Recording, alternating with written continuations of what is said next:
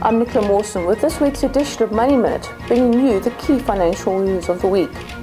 This is the second last edition of the year, and next week I'll be looking at all the big financial news of 2010. This week, Internet drives Naspers, TCS halves, Blue Label to sue, and Faritec flouts. Publishing house Naspers says its investments in the internet companies and pay television have paid off handsomely during the first half of the year. Naspers says revenue grew 18% to 15.8 billion rand in the first 6 months to September.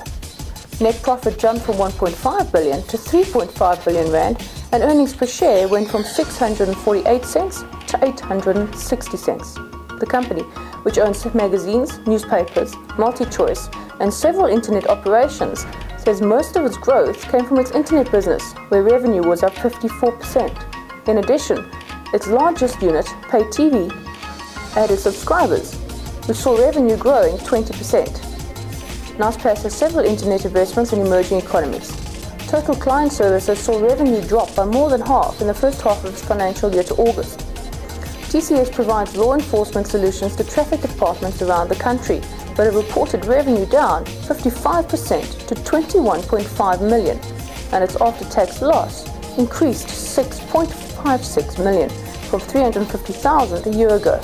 Loss per share increased to 1.7 cents a share from the loss last year of 0.09 cents.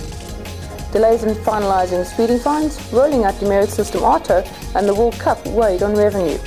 Despite this, the company is confident that it will be able to save costs and new contracts will benefit its figures going forward. TCS says it will replace its head office and trim staff. Prepaid distribution company Blue Label says its Nigerian unit is set to sue Telkom subsidiary Multilinks over the profit it will lose out on because Telkom is exiting Nigeria and a contract between the companies has been canned. Africa Prepaid Services Nigeria had a super dealer agreement with Multilinks, which allowed it to acquire customers from Multilinks' CDMA network, as well as sell and market the full range of Multilinks CDMA services and products for an exclusive 10-year period until December 2018. The deal has been canned 8 years early. Blue Label has a 36.72% stake in the company through its 72% ownership of Africa Prepaid Services, which owns 51% of the Nigerian unit. APS distributes bulk printed physical prepaid products and starter packs.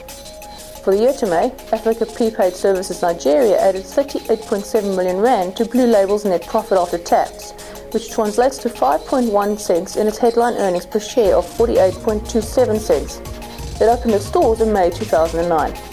Faritec, which liquidated its largest unit in May, is flouting JSE rules as it has not yet published its annual results for the year to June, despite the requirement that it continue updating shareholders. Apparently, companies found guilty of breaching the bourse's rules could see directors fined up to 5 million rand each in their personal capacity. However, the JSE says it's too early to comment on whether the company will face sanction and what sanction this might be.